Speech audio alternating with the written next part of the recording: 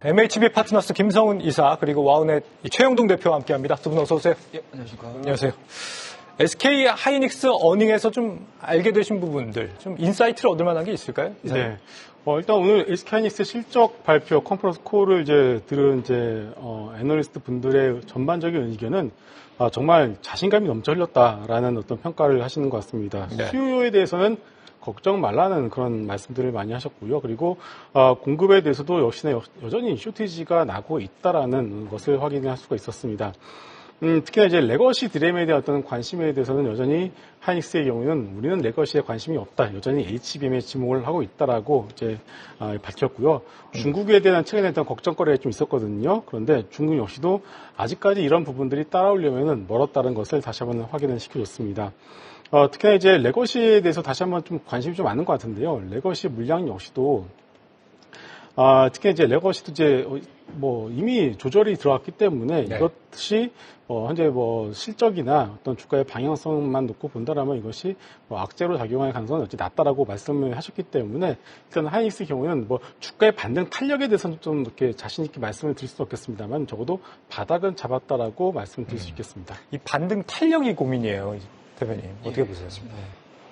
하이닉스. 일단은 오늘자에 대한 움직임들을 좀 보시게 되면 상당히 좀 엇갈리는 모습들을 좀 보여줬던 것 같습니다. 일단은 시간대를 보시게 되면 한 마이너스 2%대까지 진행이 됐다가 다시 지금 현재 구간에서 보시게 되면 플러스 한 1% 정도 내외에서 지금 상승을 하고 있는 상황들이기 때문에 사실은 시장을 비교를 해봤었을 때는 상당히 좀 좋은 흐름들이라고 생각이 좀 들고요. 다만 이제 절대적인 수치만 놓고 보게 되면 이 정도까지 실적을 냈는데 1%, 2% 이 정도의 상승이야 부족하다라고 생각을 하실 수는 있겠지만 예. 시장 수익률 대비해서는 상당히 좀 견조한 흐름들을 좀 보여주고 있는 상황들이고 어제 전반적인 시장에서에 대한 움직임들을 좀 보시게 되면 일단은 실적에 대한 기대감들이 좀 있었긴 있었습니다. 그에 따라서 이제 2, 3% 정도에 대한 리바운드가 좀 나왔었는데 오늘 또 한쪽에서에 대한 의견들을 좀 보시게 되면 이번 실적을 발표를 하고 나서 세론에 좀 가깝지 않겠느냐 또는 이제 차익에 대한 내용들이 좀 가깝지 않겠느냐라는 이제 걱정 어린 아주 짧게 세론이 있었죠. 예, 걱정 어린 좀 시선들이 있었는데 그런 부분들을 다 이겨내면서 지금 다시 한번 또 20만 원대 탈환을 좀 가고 있는 상황들이기 때문에 확실히 시장에서는 실적에 민감하게 좀 반응을 하는 것 같고요. 그리고 지금과 같이 국내 증시에 대한 방향성이 상당히 좀 모호한 현 시점에서 SK 하이닉스만큼은 좀 믿을만하지 않겠냐. 이런 이제 투자 심리 자체가 좀 반영이 되고 있다라고 좀 좋을 것 같고, 이번 콩콜에서 나왔던 내용들을 좀 보시게 되면 상당히 좀 의미 있는 얘기들이 좀 많습니다. 내년에 이제 확보된 수요에 대한 부분들을 더불어서 이제 투자라든지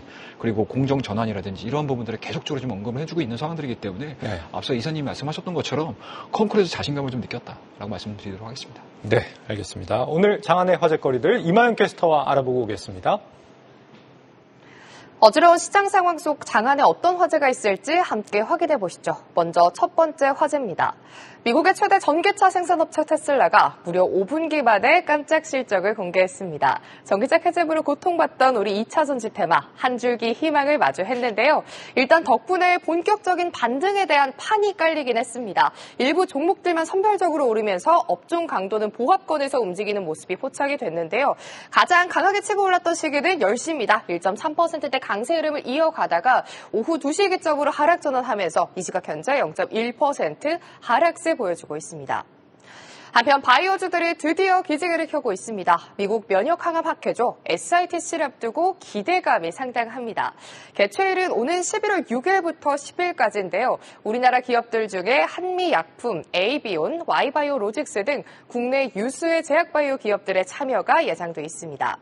관련해서 오늘 유한양행이 짙은 빨간불을 켜내고 있습니다. 외인과 기관의 매수세도 더욱더 짙어지면서 오후장 들어서 더욱더 상승폭을 키워나가는 모습인데요. 차근차근 올라서 12시경에는 5% 넘는 강세를 보여줬고요. 2시 기준으로는 3.8% 오름세 유지해주고 있습니다. 다음 화제는 아이폰 주문 감소입니다. 애플의 주가가 간밤 2% 넘게 하락세를 보였습니다. 그 이유는 애플이 올해 4분기부터 내년 상반기까지 아이폰 16의 주문을 약 1,000만 대가량 줄였다는 소식을 전해졌기 때문입니다. 이에 국내 아이폰 관련주들 움직임에 조금 눌림을 받는 모습이죠. 장 초반 1.2% 하락하면서 개장했지만 하락폭을 계속해서 좀 줄이지 못하고 밀리는 모습입니다. 12시를 기점으로 2% 하락불을 켜냈고요. 이 시각 현재 2.29% 하락세 보여줍니다. 마지막 화제는 현대차입니다. 현대차가 조금 전 3분기 실적을 발표했습니다. 영업이익은 3조 5,809억 원으로 전년 동기 대비 6.4% 감소한 수치고요. 매출액의 경우에는 42조 9천억 원으로 전년 동기 대비 4.7% 상승했습니다. 이번 3분기 실적이 예상만큼 나오지 못하면서 계속해서 낙폭을 좀 키워가는 모습인데요. 사실 오늘 아침부터 계속해서 좀 실적을 대기하면서 눈치를 보는 모습이었습니다. 실적 발표 후에 4%대까지 낙폭을 키웠다가 이 시각 현재는 3.5%대에서 현재 저점 부근에서 움직이는 모습 포착되고 있습니다. 지금까지 장안의 화제 이마영이었습니다. 네, 이 현대차 마이너스 6.5% 영업이익 상당히 좀 부진한 수준이 나왔거든요. 주당 2,000원 배당이면은 굉장히 좀 저조한 수준 아닌가 싶기도 하고 이 부분 어떻게 봐야 됩니까, 이사님? 네. 그냥 예상했던 수준이지 않을까 싶습니다. 특히나 이제 현대차에 이제 바랐던 거는 그 주주환원 아니겠습니까? 그런데 네. 그 중에서도 이번에 인도법인 IPO의 어떤 자금 통해서 3조 원 정도가 이제 회사에 들어오게 되는데 이제 그걸 가지고서 3년에 걸쳐서 이제 자사주 매입 소각을 한다고 발표를 했습니다. 네. 그 부분에 대해서 좀 더 구체적인 어떤 계획이 좀 나와야 되지 않을까 싶은데요. 그렇기 때문에 이제 현대차에 대한 투자 포인트 자체가 여러분들 실적이 원래는 아니었었어요. 3분기 실적 자체가 이제 슬로우할 거라는 건 이미 시장에서 어느 소통이 되었던 사실이고요.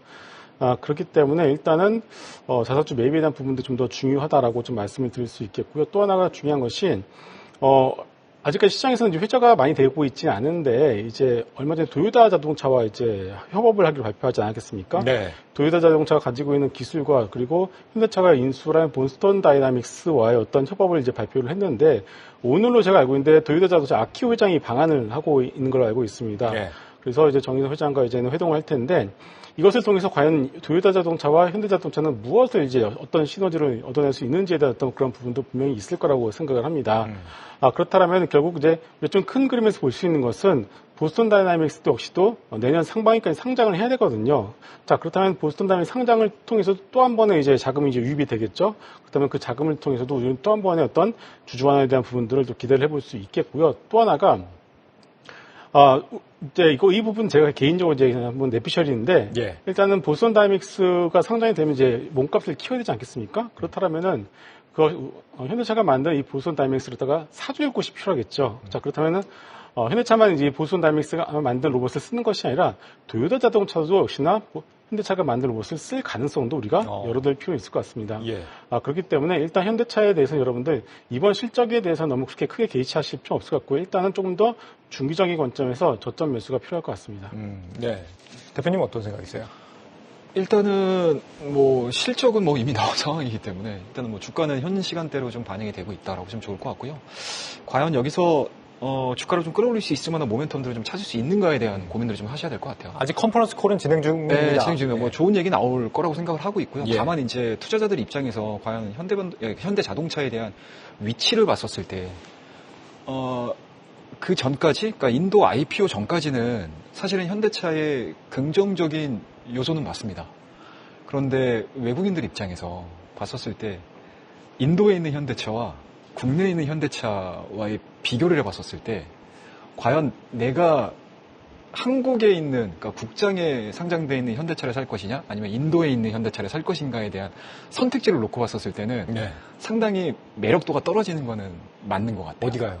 우리나라. 우리나라가? 예. 네. 아무래도 이제 인도 같은 경우는 이번에 상장 자금을 통해서 인도 시장에서에 대한 본격적인 무언가 이제 사업 전개를 했었을 때에 모멘텀들을 더 크게 가져갈 수 있는 상황들이기 때문에 당분간 이러한 이제 수급적인 차익거래라고 해야 될까요? 이런 부분들이 어느 정도 정리가 되기 전까지는 현대차 같은 경우는 이참에 실적도 시장에서에 대한 예상 컨센 대비해서 다소 조금 약하게 좀 나온 부분들도 좀 없지 않아 있는 상황들이고 그리고 우리나라 이외의 다른 시장 내에서의 현대차에 대한 입지 부분들이 어느 정도 또 좋은 흐름들을 좀 보여준다고 하게 되면은 거기서 또 나왔던 자금들 자체가 또 우리나라 시장에도 들어올 수 있는 상황들이어서 네. 지금 구간은 사실은 모멘텀에 대한 부재가 좀 당분간은 좀 이어질 수 있지 않겠나라고 생각을 하고 있습니다. 다만 다른 섹터군들 대비해서 현대차의 이러한 모습들은 좀 일시적일 가능성이 높다라고 보시면 좋을 것 같고요.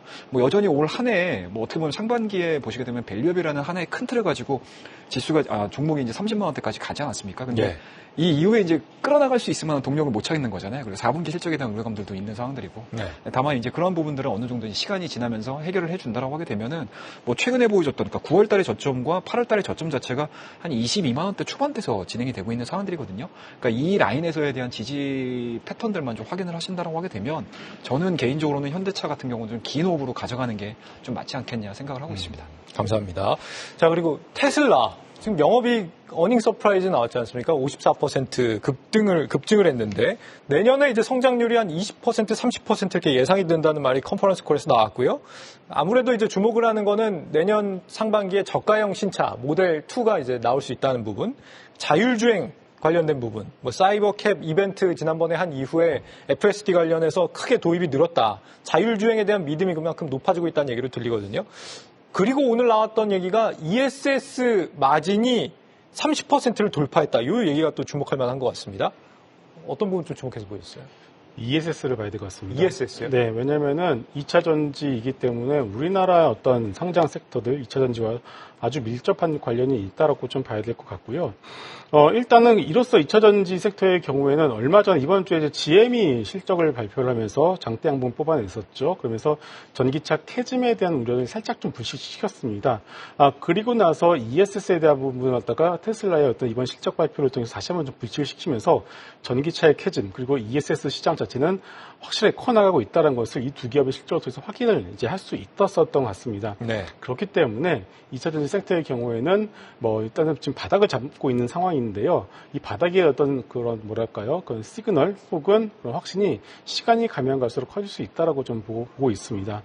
물론 이제 트럼프 당선 가능성이 높아지면서 뭐 IRA를 폐기할 수 있다라는 노이즈 여러 가지 약간 노이즈가 있기 때문에 지금 주가가 강하게 뻗어나가지 못하고 갈락말락하고 있는 상황인데요. 예. 결국은 이제 선거가 끝나게 되면은 이런 노이즈가 사라지면서 2차 전지의 경우에는 어떻게 보면 새롭게 좀 시세를 낼 가능성이 높다라고 보고 있고 지금은 확실히 바닥을 잡아 나가는 과정을 지나고 있다라고 보시면 될 것 같습니다. 네, 확실히 뭔가 바닥은 지나는 느낌입니다. 지금부터 국내 자율주행 2차 전지 쪽에 뭐 좀 우리가 비중을 실어보자면 어느 쪽에 좀 비중을 실어야 됩니까? 서진 시스템입니까?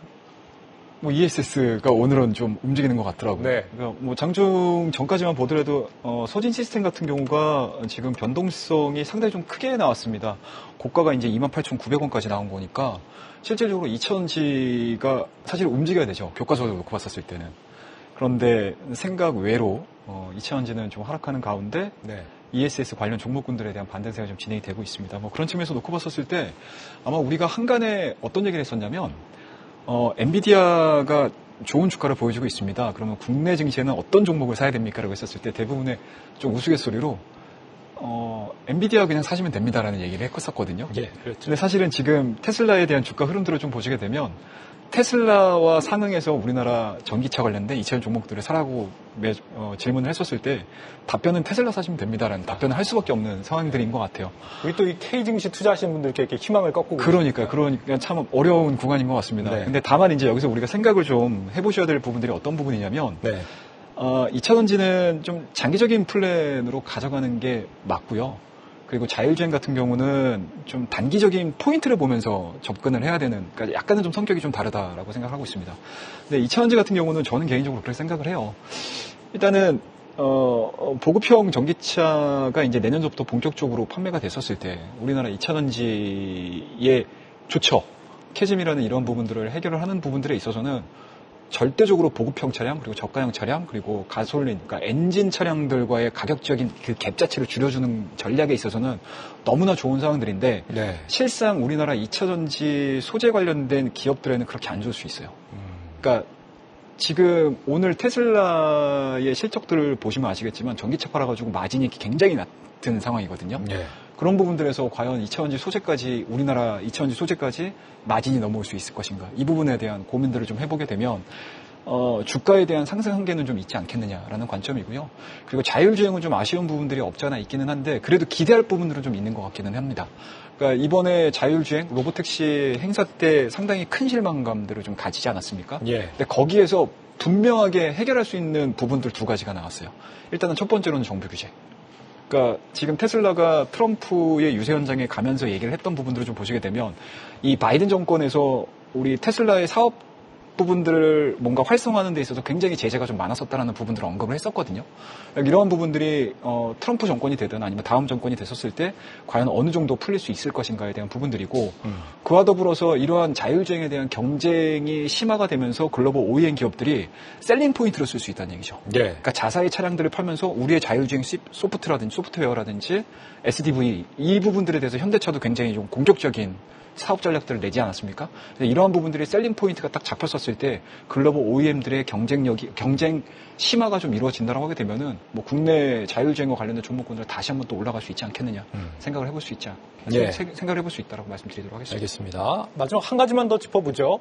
지금 바이오주들이 오늘 그래도 조금 움직임이 있었거든요. 바이오주 다음 이벤트로 꼽히는 게 미국 면역 항암 학회 SITC가 다음 달 6일에 이제 시작을 한다는 건데 여기에 국내 기업들 발표를 앞두고 있습니다. 리가캠, 한미약품, 루닛, ST큐브, GI 이노베이션 등등. 근데 발표 주제들을 보니까 주로 이제 전임상 단계의 발표도 있더라고요. 네. 이런 것도 충분히 좀 호재가 될 여지가 있습니까, 이게? 크게 의미 없다라고 보고 있습니다. 의미 없어요? 네. 일단은 지금 바이오 섹터의 경우는 구분 응선을 지나고 있는 것 같습니다. 지금부터는 여러분들 바이오 섹터 어떤 그 종목이 가지고 있는 재료에 집중하지 마시고요. 미국제 금리에 집중해야 될 것 같습니다. 국제금리가 지금 흔들리고 있죠. 4.1을 넘어가고 있고요. 어제도 우선 강하게 치고 올라가는 그런 모습이 나타나고 있습니다.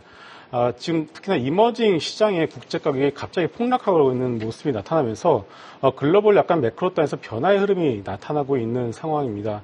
우리나라 바이오 업체들의 경우에는 수급만 놓고 본다라면은 외국인 기관들이 가지고 있기보다는 올 한 해 내내 시장을 어떻게 보면은 우리가 개인 큰 손분들이 워낙에 많이 가지고 있지 않았겠습니까? 그러다 보니까 어떤 매크로와 약간 좀 다르게 좀 움직였던 부분들이 있긴 것이 사실입니다.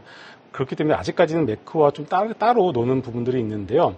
하지만 지난주부터 하나둘씩 종목들이 탈락하는 그런 흐름들이 나타나고 있습니다. 그 얘기는 뭐냐면은 본격적인 차익 실현을 하고 있다는 뜻이겠죠. 그렇기 때문에 물론 이제 오늘처럼 아침에 오시면 다시 올라가니까 이것도 바이오 다시 가는 것 아니야라는 어떤 희망이 들면서 다시금 추격 매수하시는 분들이 있을 텐데 항상 그렇지만 주도주가 고점을 확인하는 그 기간이 조금 길게 나타납니다. 그렇기 때문에 그래서 왔다 갔다 하는 어떤 그런 기간이 필요한데 거기서 따라갔다가 또 내려가면 손절하고 손절이 다시 올라가면 또 손절하고 이게 속에서 휩소가 날 수 있거든요. 그렇기 때문에 지금 구간에서는 바이오 섹터의 경우에는 철저하게 국제금리의 어떤 흔들림, 여러분들 집중할 필요가 있다라고 말씀드리겠고 오히려 그렇기 때문에 그냥 지금부터는 그냥 보유하시는 분들의 영역으로 넘기시는 게 좋을 것 같습니다. 뭔가 추세가 주도주 흐름을 완전히 잃어버렸다라고 말할 수도 없는 상황인 거죠. 그러면 주도주도 아닌 상황인 거예요, 지금? 어려운 것 같습니다. 네. 일단은 주가가 오늘은 그래도 굉장히 좋아요. 그러니까 어제 같은 경우는 상당히 좀 안 좋았었는데 오늘 같은 경우는 그러니까 시장 측면에서 보셔야 될 것 같습니다. 그러니까 바이오가 올라갔던 그 시기들을 좀 보시게 되면 이차원지도 별로 안 좋았고요. 반도체도 별로 안 좋았어요. 특히 삼성전자가 굉장히 좀 큰 약세를 좀 보여줬었는데 거기에 빈 공간을 차지하고 있었던 섹터가 이제 바이오 섹터였고요.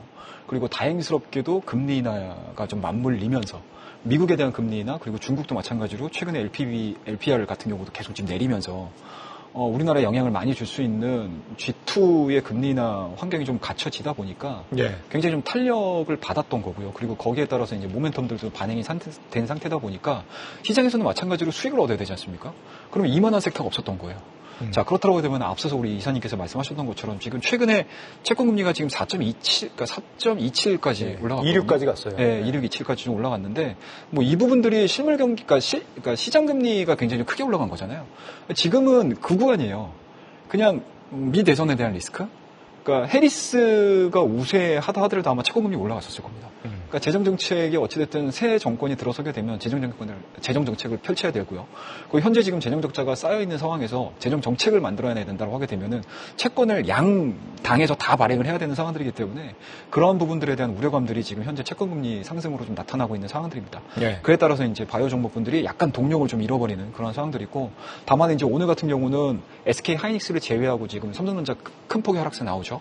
2차전지 관련된 소재 관련 종목군들 테슬라 실적이 나왔는데도 별다른 반응 없이 진행이 되다 보니까 어제 뭐 제약바이오 좀 빠졌어. 그럼 오르타라고 그러면 오늘 이 시점에서 우리가 트레이딩을 해볼 수 있는 자금이 들어가야 되는 거 아니야?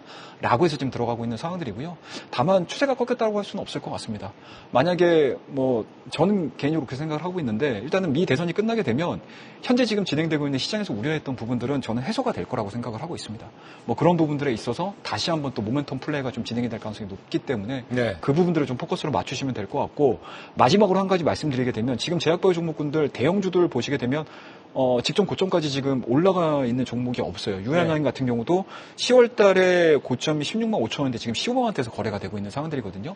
근데 이러한 종목군들이 중심을 잡아주고 밑에 하부에 걸려있는 새로운 바이오 종목군들이 굉장히 큰 폭으로 또 진행이 되고 있습니다. 그만큼 시장에서 아직까지는 바이오에서 떠나갈 생각이 없는 것 같기는 해요.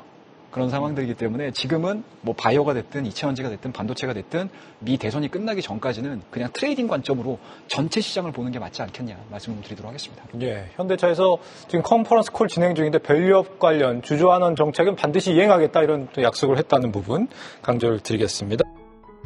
계속해서 다양한 경제 이슈를 알고 싶다면 구독과 좋아요, 알림 설정 부탁드립니다. AI 캐스터 권미정이었습니다.